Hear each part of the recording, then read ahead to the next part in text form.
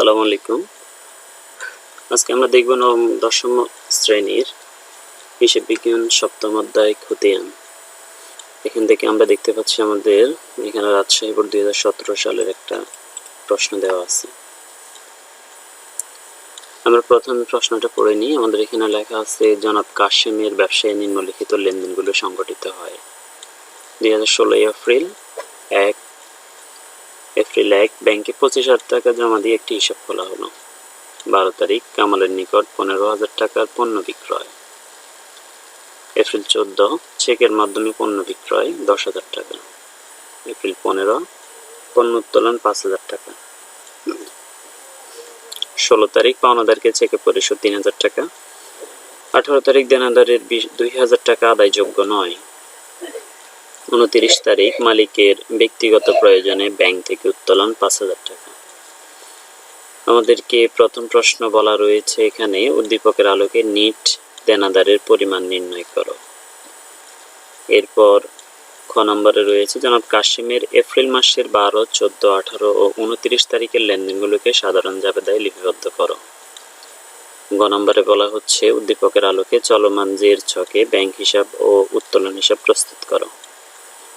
তো চলো আমরা আজকের অঙ্কটার সমাধান দেখি। আমাদের প্রথমেই বলা হচ্ছে, উদ্দীপকের আলোকে নিট দেনাদারের পরিমাণ নির্ণয় করো। তা আমরা নিট দেনাদারের পরিমাণ নির্ণয় করব। দেনাদার সংক্রান্ত যেই তারিখগুলোতে বা আমাদের যে লেনদেনগুলো রয়েছে, আমাদেরকে শুধু সেই লেনদেনগুলোর কাজ করতে হবে। তো আমরা এখানে লিখলাম ক নম্বর, জনাব কাশিমের নিট দেনাদারের পরিমাণ নির্ণয়, তারিখ, বিবরণ, টাকা। আমরা ঘরে রেখে নিলাম। দেখতে পাচ্ছি আমাদের ১২ তারিখে রয়েছে কামালের নিকট ১৫,০০০ টাকার পণ্য বিক্রয়। আমরা জানি যখন কোনো লেনদেনে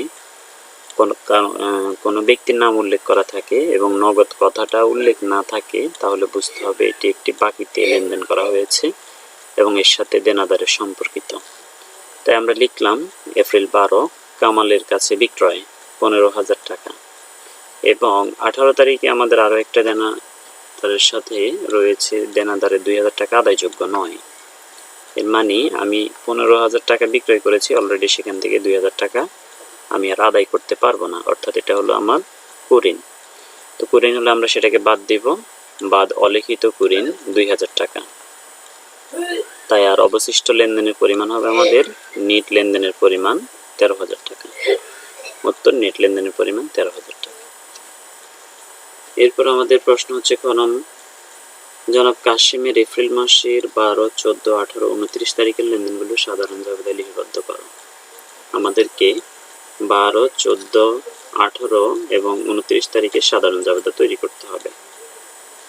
আমরা দেখি, আমরা লিখলাম জনাব কাশেম সাধারণ জাবেদা এবং এরপর পরে আমরা জাবেদার একটা ছক এঁকে নিলাম, যেখানে থাকবে তারিখ, হিসাবের নাম ও ব্যাখ্যা, খতিয়ান পৃষ্ঠা, ডেবিট টাকা, ক্রেডিট টাকা।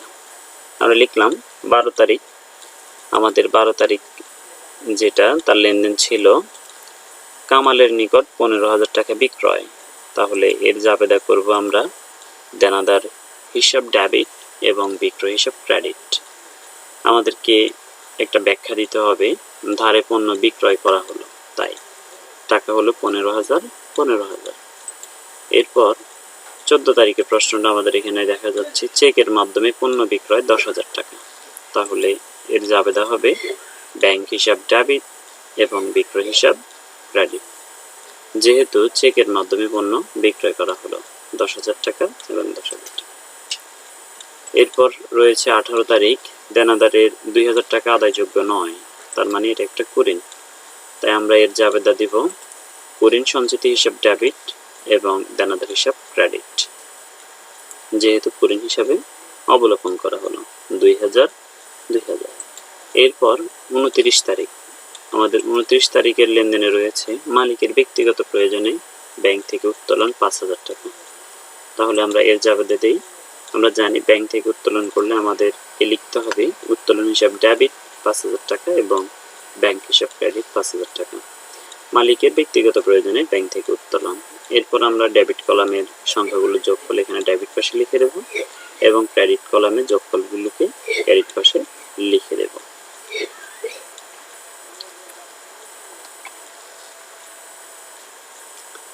ওকে, এরপর আমাদের শেষ প্রশ্নটা, উদ্দীপকের আলোকে চলমান জের ছকে ব্যাংক হিসাব ও উত্তোলন হিসাব প্রস্তুত করো। অর্থাৎ আমাদেরকে এখানে খতিয়ান তৈরি করতে হবে। খতিয়ান তৈরি করতে হবে দুইটা, একটা হচ্ছে ব্যাংক হিসাব এবং আরেকটা হচ্ছে উত্তোলন হিসাব।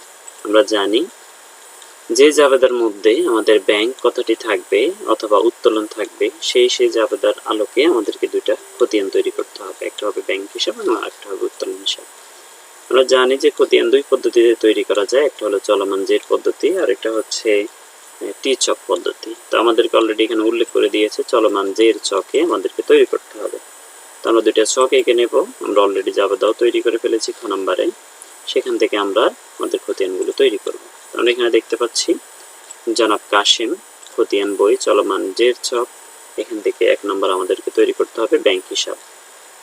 তাই আমরা এখানে হিসাবটা লিখে নিলাম ব্যাংক হিসাব। আচ্ছা, এবার আমরা দেখি চলমান জের ছক কিভাবে তৈরি করতে হয়। চলমান জের ছকে আমাদের ঘর থাকবে, টাকার ঘর থাকবে আলাদা আলাদা 4টা, ডেবিটের জন্য 2টা থাকবে, ক্রেডিটের জন্য 2টা থাকবে। অর্থাৎ ডেবিট ক্রেডিট এবং পরবর্তীতে হিসাবে জের বের করতে হবে এখানে। তো আমরা লিখলাম তারিখ, বিবরণ, জাবেদা পৃষ্ঠা, ডেবিট টাকা, ক্রেডিট টাকা, জের এখানে ডেবিট এন্ড ক্রেডিট আমরা লিখে দিলাম এবং উপর অবশ্যই আমাদেরকে লিখতে হবে হিসাবের কোড নং। আমরা এখানে দেখতে পাচ্ছি আমাদের যেই জাবেদার মধ্যে আমরা ব্যাংক হিসাবটা পাবো সেই হিসাবগুলোকে আমরা এখানে উল্লেখ করব। তো আমরা দেখি আমাদের এখানে জাবেদার মধ্যে সবগুলো এন্ট্রি জাবেদা করা হয়নি, এই জন্য আমরা অবশ্যই আমাদের প্রশ্নের হেল্প নিতে হবে। আমরা দেখতে পাচ্ছি আমাদের উপরে প্রশ্ন রয়েছে এখানে।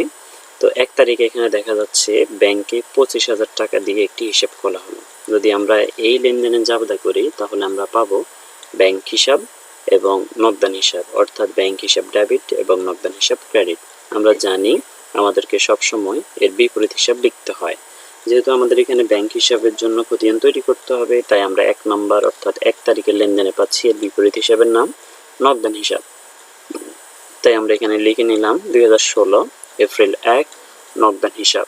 এবং এখানে দেখা যায় ব্যাংক হিসাব রয়েছে আমার ডেবিটে, তাই টাকাটাকে আমাদেরকে লিখতে হবে ডেবিট কলামে। ঠিক সেম ভাবে এই পাশে জের মধ্যে আমরা ডেবিট কলামে টাকাটা লিখে দেব। 1 নম্বর লেনদেনটা আমরা এভাবে শেষ করব। এরপরে 12 তারিখের লেনদেনে আমরা দেখতে পাচ্ছি কামালের নিকট 15,000 টাকা পণ্য বিক্রয়।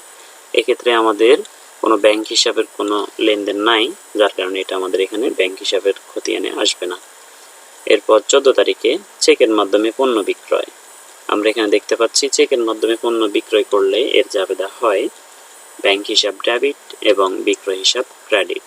তাই যেহেতু এখানে ব্যাংক হিসাব ডেবিটে রয়েছে এবং বিক্রয় হিসাব ক্রেডিটে আমরা বিপরীত হিসাব, যেহেতু বিক্রয় হিসাব তাই এটাকে আমরা লিখতে হবে 14 তারিখ বিক্রয় হিসাব, এবং ব্যাংক হিসাব যেহেতু ডেবিটে তাই টাকাটাকে আমরা ডেবিট কলামে লিখব।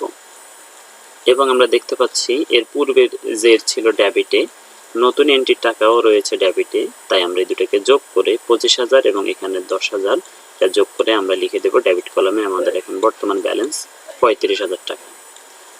এরপর রয়েছে 15 তারিখের লেনদেন, সেখানে প্রশ্ন হচ্ছে পণ্য উত্তোলন 5,000 টাকা।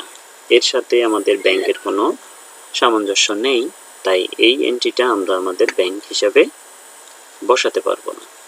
এরপর রয়েছে 16 তারিখ, পাওনাদারকে চেকে পরিশোধ 3,000 টাকা। আমরা যদি এটা জাবেদা করি তাহলে এখানে দেখা যাচ্ছে আমাদের ব্যাংক হিসাব এবং পাওনাদার হিসাব রয়েছে। আমাদের জাবেদা করলে হয় পাওনাদার হিসাব ডেবিট, ব্যাংক হিসাব ক্রেডিট। তাই আমরা কি করব, এর বিপরীত এন্ট্রি যেহেতু পাওনাদার তাই আমরা লিখলাম পাওনাদার হিসাব, এবং ব্যাংক হিসাব যেহেতু ক্রেডিটে তাই আমরা এই 3,000 টাকা আমাদের ক্রেডিট কলামে লিখে দেব। এরপর জেরের মধ্যে আমাদেরকে টাকা লিখতে হবে, দেখতে হবে এর আগের এন্ট্রির টাকা কোথায় আছে। আগের এন্ট্রির টাকা রয়েছে আমাদের ডেবিটে এবং নতুন এন্ট্রি রয়েছে ক্রেডিটে। যদি বিপরীতধর্মী হয় তাহলে আমরা এদেরকে বিয়োগ করব। তাহলে 35,000 টাকা থেকে 3,000 টাকা বিয়োগ করলে আমরা পেয়ে যাচ্ছি আর 32,000 টাকা। এরপর রয়েছে আমাদের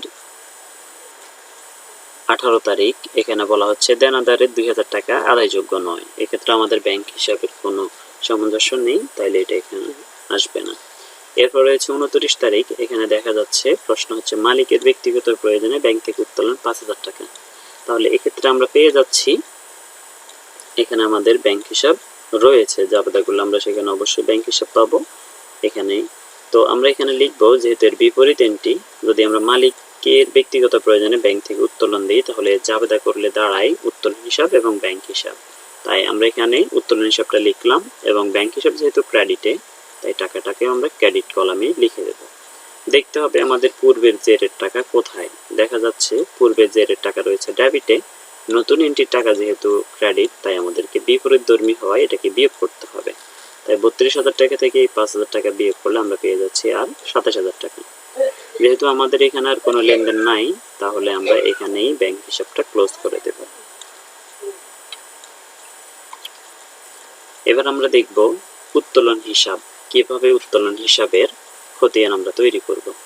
ঠিক একই রকম ভাবে আমাদের লেনদেনগুলোর মধ্যে দেখতে হবে কোন লেনদেনের জাবেদা করলে সেক্ষেত্রে উত্তোলন হিসাব পাওয়া যাবে, সেই লেনদেনগুলো আমরা এখন এক্ষেত্রে কাজে লাগাবো। আমরা অলরেডি এখানে আগের যে ব্যাংক হিসাব সেটা করার সময় আমরা এখানে জাবেদাগুলো বলে দিয়েছি। আমরা সেখানে দেখতে পেয়েছি আমাদের ১৫ তারিখ পণ্য উত্তোলন রয়েছে এবং ২৯ তারিখ মালিকের ব্যক্তিগত প্রয়োজনে ব্যাংক থেকে উত্তোলন রয়েছে।